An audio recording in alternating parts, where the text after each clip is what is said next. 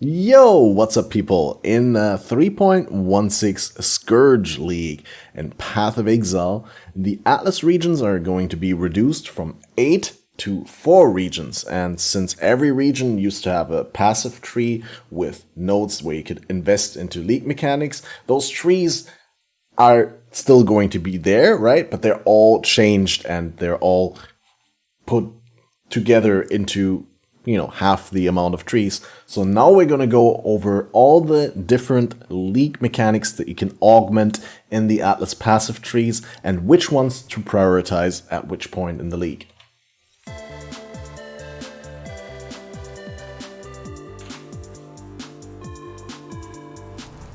Welcome everyone to the video once again. And let's go straight into it because there is a lot of things to talk about. And I just recorded a version of the video that was way too long. And I was like, do I want to edit or do I want to just record the video again? And I think if I record it again, I'll be faster than if I actually edit down the video. So if you like this sort of content, make sure to subscribe because that helps the channel a lot. And without further ado, we get into it. So Haewark Hamlet, top left, Atlas region, we get nodes for Harvest, for Essence, for Ritual, for Metamorph, for Betrayal, and Torment. We're first going to build an overview, that you guys know which league mechanics are in which region. Then we're going to go into the specific trees. In top right, Valdo's Rest, we got nodes for Delirium, for Harbinger, for Ambush, for Delve, and for Blight.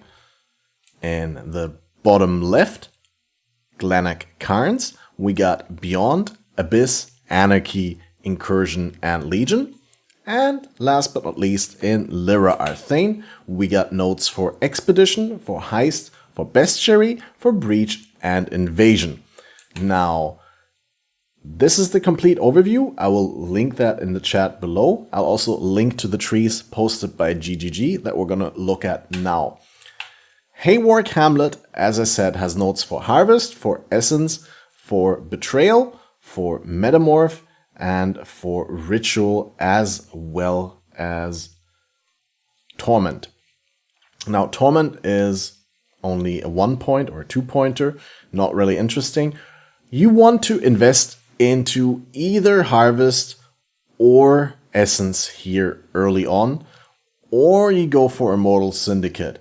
Now, the no-brainer is Essence, honestly, because Essences are very low time investment and there's a very high reward behind Essences, and this makes it much more likely that you get a desirable outcome when you corrupt Essences, right? As we all know, you can corrupt Essences with the Remnant of Corruption, which is a specific type of Essence, and corrupting Essences has 4 outcomes on specific Essences. Normally it has 3 outcomes possible, but there's a 4th outcome which for Essences of Misery, of Envy, Dread, or Scorn, these can turn into the Essences of Horror, Delirium, Insanity, or Hysteria, which are super desirable for crafting dot gloves or for pseudo 5-link helmets. And also you need them to craft Fireburst items. If you didn't know, Fireburst is a skill that is granted by an item, and that item you have to craft with an essence, and Fireburst just got buffed, both the skill directly by reducing its cooldown from 1.5 to 1 second, but also it benefits from the Ignite changes as Fireburst is usually played with Ignite. So Essences probably going to be very profitable early on, no matter whether you end up selling them or you use them to craft items that you sell for profit. Obviously, it's always, if you know what you're doing, more profitable to sell crafted items than to sell the crafting materials for the items. But even if you're not knowledgeable enough or you don't feel knowledgeable enough to benefit or to profit from crafting items, you can still sell the essences relatively cheaply. Now, you can do the same with Harvest. You could say the same about Harvest. Harvest is an insanely strong crafting mechanic. It requires a little bit of knowledge. If you don't have that knowledge or you don't feel up to it, you can also sell the crafts, but two drawbacks for Harvest. One would be that you actually need to sell them on the Forbidden Trove Discord, as there's no in-game way to trade Harvest crafts. You actually do it via an unofficial community Discord, whereas essences obviously are itemized and you can just sell them via the normal in-game trade options. In-game trade, listing it via premium stash tabs and just waiting for people to ping you. And the other thing is that Harvest does slow you down. Whether you're looking to sell Harvest crafts or you're actually using them for yourself, you will have to go into the Harvest, kill the monsters, get an overview of what crafts you have, then find the bases that you want to use them on, or find the buyer, and it will just interrupt your flow of mapping. And Harvest monsters are also fairly rippy. So I would not recommend doing this early unless you know what you're doing, but then it can be very, very profitable, albeit it will slow you down a little bit. And I also want to talk about Betrayal a little bit, because Betrayal is also incredibly rewarding if you get these nodes and you get more intelligence for random safe houses. This has actually changed from previously. Now you can just complete maps. You don't need to have encounters in order to gain intelligence. So you could just farm maps without any master missions on top and still generate intelligence towards your safe house with this node. Very, very good. And Test of Loyalty is the same as it was before. 100% chance to gain additional rank. You can set up your syndicate board faster, get the people into the rank positions where you want them for the maximum rewards. So this is really good. But Syndicate requires a little bit of game knowledge to efficiently modify your Syndicate and to go for the rewards that you want. So again, the easiest no-brainer would be Essence here. The other nodes I'm not a big fan of. Metamorph is an option, but this is fairly rippy. If you're thinking about the Rope Metamorph, you never know what it has. Obviously not a big problem in softcore, but it's still annoying if you die. And I think it's also not going to be quite as rewarding as just spamming essences. But you get a lot of catalysts, so that's great. Later on, Ritual is also super interesting. I think early on this is not quite as interesting. You kind of want to do this only in high maps and with heavy investment into the maps, ideally. So yeah, definitely recommending the essences here. And then you can see what you want, whether you want to go for... I'll probably go for Essence and Syndicate here. Personally not a big fan of Harvest at the moment. Again though, if you know what you're doing, super rewarding. Let's go into the next one. Video shouldn't be too long. In Valdo's Rest, we got Blight, we got Delirium, we got Delve, we got Harbinger, and we got Ambush, which is strong boxes. Ambush is an option. It adds things to your maps, doesn't slow you down too much. It's a lot of experience. So that's something that you're going for if you're like really pushing high levels really early on instead of pushing the economy. Same goes for Harbinger. Actually, not so much though, to a lesser degree, right? Because this is just click, it spawns monsters, you one-shot them, you pick up rewards, you run on. Harbinger, you need to wait for the Harbinger to spawn the monsters, and it's not quite as good as it used to be, so I think this is only really good with the investment into the Watchstones specific for Harvest. So first thing you invest into is either Delirium or Blight or Delve. And my rule of thumb here is if you have a build that does have good clear speed and good movement speed, high mobility, you want to go for Delirium. If you have a build that's maybe not the fastest, but has good clear speed and single target, you want to go for Blight. And if you have a build that has neither, a build that is lackluster, then you should go for Packed with Energy, right? You go into Delve. Now, why do I say this? Because this is a straight up buff to your character. Every map that has Nico encounters, if you pick up the 3 Voltaxic Sulfide Veins, your character will have 3 maximum elemental resist, 105% increased damage, and 45% increased movement speed. So this actually helps you clear maps faster and safer, and helps you to do the Conquerors early on, because Conquerors belong to the map that you spawn them in. So when you get the Conqueror map from Zana, you can then say, oh, it's a Baron, and I don't really feel confident to not get hit by him, and he does a lot of lightning damage, then you could go and roll Nico onto that map, pick up the 3 Sulfite Veins before you go into the Baron, into the boss, and then you have +3 max res, and you also get a decent amount of damage and movement speed, which makes the fight a lot easier. So I think this is the best option if your build needs some band-aid fixing, and then later on, obviously,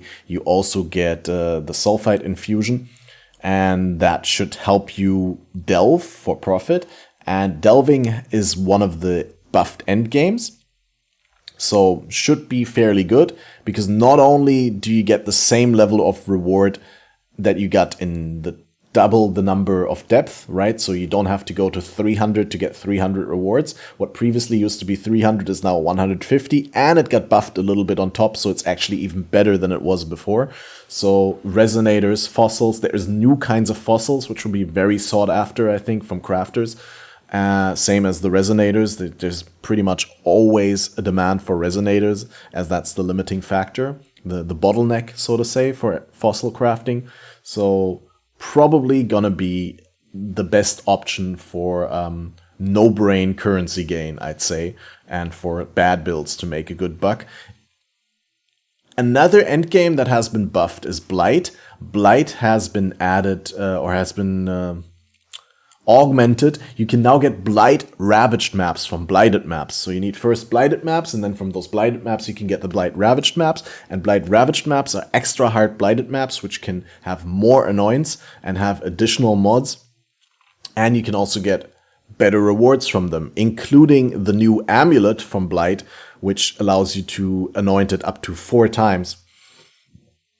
That amulet has some implications where you can anoint it 4 times and then corrupt brick it into a rare, and it will retain the annoyance. So it will be a very, very sought after currency sink from top end players, right? The amulet itself is not that great unless you're specifically playing a build where it saves you a whole bunch of passive points traversing the tree. Other than that, it's not that hard to be beaten by a rare or unique amulet, because, you know, what are the stats that you have on 4 notables? Compare that to a +2 gems, +2 gem levels amulet with like multi or something like that, double influenced, well-crafted amulets can be very good, and I don't think it compares, but it will be a chase item, and it will be worth a lot, that unique amulet. So, and also, that amulet makes oils high in demand, because you need 4 annoyance on that amulet, and then you're likely going to corrupt it, and people who are going for that are doing that with multiple amulets. So I think oils are going to be in very high demand. I mean, depends on how common the amulet is. We don't know that. And then Delirium is a great option, especially because you can farm cluster jewels and sell them, but the tree got buffed. You got masteries on the tree now, so cluster jewels are relatively not as desirable. That said, every build will still want to run, or almost every build will still want to run 1 cluster jewel setup. So eventually there will be some demand. Just early on, I think most people are going to pick up masteries instead of cluster jewels, and only past level 90 people will look to get cluster jewels into their build, probably. So here you would definitely want to go for the Singular Eternity first, where Delirium Fog dissipates slower and gives you additional seconds, and then later, when you're confident, you can make the Delirium difficulty increase faster with distance from the mirror. So first go Persecutory Delusion, and then Singular Eternity, and then Greater Forces. That only, though, if you don't want to go Blight or Delve, because I think those are better. This is easier on your build, and this here is really, really good all-round currency generation. Blighted maps are insanely valuable, and even if you don't want to farm them yourself, you can sell the Blighted maps, and I think there will be people that specialize around farming them with minion builds or something like that. Although minion builds are not looking super strong this patch, but yeah. That's basically my opinion here. The small ones are really just, you know, added in if you're not interested in engaging with stuff in the map too much and just zoom through the maps. or later on when you're specialized. Okay, next one is Glennach. And in Glennach, we got Legion, Beyond, Incursion, Abyss, and Anarchy. Now, here I would recommend you to either go for Abyss, for Legion, or Alva early on. And I'll explain to you why. We'll start with Abyss. Abyss is the only way to get Abyss belts, the ones with a socket. So if you're in solo self-found, this is really good. +3 level allows you to, when you're doing a 76 map, then you have an Abyss that leads into Abyssal Depths. That gets then +3 level, but it already gets +1 level anyway. So instead of from the 76 map, it would normally be a 77, and then it goes up to level 80. So what I'm trying to say is very easy to get high level belts here. But outside of the rare belt base, or the belt base in general, there's not really that many chase things from Abyss right now. I don't think any of the uniques are currently desirable in the meta, so this is a good SSF option because it allows you to get the belt. But if you're not in SSF, I would definitely recommend going for Alva. Alva is easy mode because there are a bunch of different things that are very desirable from Alva temples. Most of all, of course, corruption chambers and sacrificial chambers. I quickly want to go over here again. These items are exclusive to the temple boss, right? And then these items you can get from the temple, and from the boss you can also get the vials to upgrade all of these items in the sacrificial chamber. And what's important to note here is even if you don't have a vial and the base item, you can still make a profit if you get the sacrificial chamber. Probably even just if you buy all three things. Even if you buy the vial and the base item, and then you buy the sacrificial chamber from someone else to upgrade the item, you'll still be able to turn a profit because people are lazy and people are, I don't want to say dumb, but people are oblivious, right? People will just read their build guides and say, oh, I need this item. How do I get this? Oh, this costs like 80C on trade. I'll just buy it, right? Instead of researching how to get it easy and cheap. And you're going to be the one who profits from that. Now, a lot of people are going to be looking to be starting the physical trapper build, the seismic trap, exsanguinate trap. And for that, Architect's Hand is actually really decent. So, yeah, I mean, for any trapper builds, this is really good. Architects into slave drivers. I think both the base gloves and the vial, actually all three, and the upgraded gloves will sell for quite a bit. But for the maximum profit, obviously you want to upgrade the base yourself and sell the finished gloves. And yeah, just in general, this is really, really good. Transcendent Flesh is really good for crit builds. Transcendent Minds is really good for dot builds. Although the tree has been nerfed a little bit and it's not quite as good as it was before, at least in the positions that I checked. Mask of the Stitched Demon is very good on animated guardians, so this will also be desirable for summoner builds. I don't know how many people are playing summoner builds. It really depends on how common the shield is, because I think the shield enables summoners now. The shield with the 3 sockets that add to your main hand weapon, so you have like a 6-link between one hand and shield. And that enables Arakali's Fang and a bunch of other things to be super strong, despite the fact that there is less minion damage scaling on the tree than before. GGG did say they'll give some back before the league starts, but we'll see. Anyway, Incursion, very, very profitable, I think, because you also get a Breach Room there, you get a Legion Room there, there's all kinds of value rooms, and with resource reallocation and contested development, you can very easily make juicy temples, right? Time dilation will also allow you to get better temples early on. Like if you're in higher maps, then you could be farming and your clear speed is a little bit lacking and you'd be timing out if you were to go into an incursion. This doubles the time that you gain from kills, so that makes it much easier to complete incursions in the time limit, because you'll get a lot more time.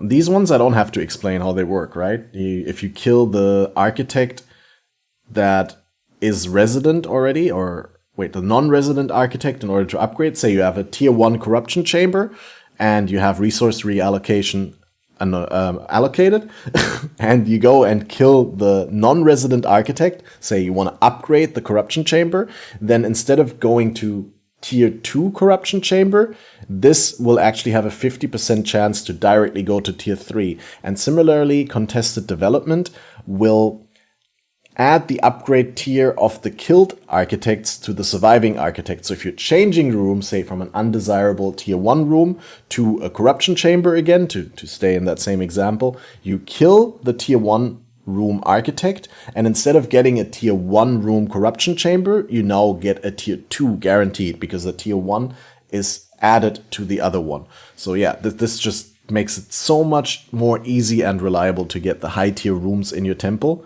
and that's really gonna be good.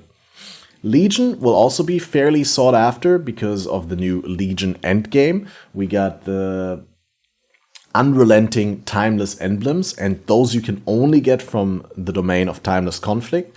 For that, you will have to engage with Legion, and this is the most efficient way to do so. Even though we lost Emblematic. Emblematic used to be a notable that gave you 1% chance for splinters to drop as an entire emblem. But that was like 1 in 100 splinters, so you basically got twice as many emblems, because when you get 100 splinters of the same kind, you finish an emblem. So out of those 100, one would become an emblem. So you have like 99 splinters and an emblem, and then the next splinter you get, I guess in 101 splinters, you would on average get 2 emblems instead of just 1. Obviously, that was a little bit too strong, I think, and also very, very RNG, like, because it's just 1% proc chance, it was very, very common that you wouldn't get it for a long time, and just silly. But that's great. So definitely between Alva and Legion here. If you don't like Alva, go for Legion. If you like money, go for Alva. I think that will be great early on. There's a lot of good stuff. The Corruption Chambers is super desirable as well. Not just the Sacrificial Chamber, and the boss drops, and all around Alva is probably the play here. If you're not looking to slow down to interact with mechanics, if you're just rushing for levels, you would go for Beyond. That's also an option later. This scales with all the other options for Beyond, and overall just a value option. Not so much a fan of the Rogue Exile thing, because this is only a 10% chance, so that's unimpactful as in 9 out of 10 maps that will not do anything. Later on, gladly pick that on top, but prioritize probably Alva and then either Legion or this. You can do a different order, just saying what I'm doing here. And then we got Lira Arthain, which is the bottom right zone. Here we got Expedition, we got Breach, we got Einhar, we got Heist, and we got Invasion. So here you definitely want to go for Breach first. Not only have breaches been buffed, that is Breach domains, by giving rare monsters an additional reward type, but also there's the addition of the new Flawless Breach domains, which you can drop in the regular Breach domains. And the Flawless domains actually get 2 additional reward types on their rare monsters. So, yeah.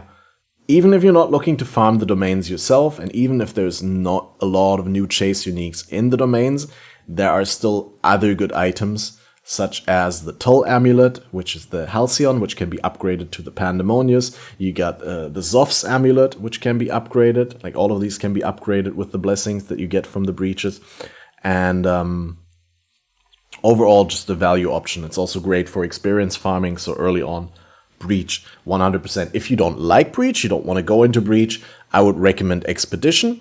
Even if you don't like farming logbooks yourself, the logbooks will be fairly valuable. You will, however, have to interact with it. It will slow you down during the map, so if you don't like that, you can go for Heist. Heist gives you blueprints, and these blueprints will sell for a lot to people who are looking to chain farm heists, because while you're chain farming heists, you're not generating blueprints and contracts, so those people will either have to go into maps or buy heist materials from other people, and you can be the one who profits. So even if you're not running heists yourself, this is probably going to be fairly profitable just to sell off the materials to the people who are running the content.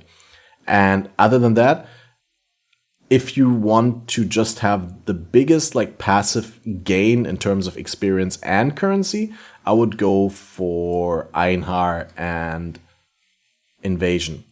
Because Invasion bosses always spawn with a bunch of monsters next to them, so this is really good extra value in your map. And then Beasts also obviously add a ton of rare monsters to your map. And then every once in a while you get a really good beast like the Split Beast or the Axis Beast to the boss fights, where you get the aspect crafts, or you get the remove prefix add suffix, remove suffix add prefix. So really, really good value. Quickly checking. Yeah, I wanted to say you will want to go Gatekeepers within their grasp first for breach, and get Flash Breach only later when you're confident that you can deal with breaches opening and closing 50% faster and having 30% increased monster density. Because breaches can be a little bit rippy, especially early on when your defensive setup is not worked out that well. So make sure that you don't rush this, but rush this one instead. And then later, when you feel good about your character, you go for Flash Breach. And after you get the breach ones, you can go for whatever. Like, just decide what you want to go for based on what I told you. I think the best value will be... Honestly, I can't tell. It's probably between Expedition and Einhar. I think selling the beasts will be fairly profitable. Going for big game and natural selection. Great Migration is not that great, only 10% proc chance, so 9 out of 10 times it doesn't do anything, even though it feels really good if it does do something. But yeah, you could go for natural selection and then go for Expedition still. I think that should be possible. I don't know exactly how many passes you gain. I think it's the same as before, right? You get 12 in total. So you could go 1, 2, 3, 4, 5, 6, 7, 8, 9, 10, 11, 12. So yeah, pick your poison. This one is probably the most straightforward one where you just want to go for breach, because breaching generally feels good, and it's also one of the buff things. Expeditions are also somewhat buffed though, because they have auto pickup now, so they shouldn't slow you down as much. Still, they require a degree of interaction that you don't really have with breaches. You just walk over them, kill monsters, and you don't really feel any downtime to your farming experience. Now, very quickly, Uncharted Realms. This is the zone that you unlock by doing the special boss fights, the Shaper Guardians, Elder Boss Guardian, Maven invitations, what I'm saying, right? The ones with the Shaper Guardians, the ones with the Elder Guardians, the ones with the Synthesis bosses, the ones with the Breach Lords, and the super hard one with Chayula and the hard ones. I forgot the name, the Feared. Anyway, so here I really don't have too much to say. Like, I would say you have 3 options for your first thing. You could either go for Close Allies, which gives you more master missions. Early on, you want to put as much stuff into your maps as possible to get map returns and to speed up your progression and to speed up your Atlas completion. And even when you already got completion, Atlas missions are always good. They give you additional stuff in your maps. Definitely big. Despite the nerf, it went from 7%, from 10% chance to grant an additional Atlas mission to 7%, but still very good. And other than that, I would either recommend you go for neural pathways to drop synthesis maps. These will also sell really well. Cortex is sought after. The Flask is still very good. Remnants of the Past for Elder and Shaper Guardian maps. Or I think what I'll be going for is Adept Tracker, which gives you a chance to double your progress towards locating the Conqueror Citadels, which means the cycles in which you spawn Conquerors and spawn Cirrus will be faster. And then afterwards, I'll go for the Awakening Thaumaturgical Awakening, where you get a 50% increased chance to get the Awakened Support Gems. A lot of Awakened Support Gems have been buffed and are better as a consequence. So this raises your chances of getting one of the chase ones and should be good for generating currencies if you're efficient at running through the cycles and killing as many Cirruses as possible, which is something that I think I want to do.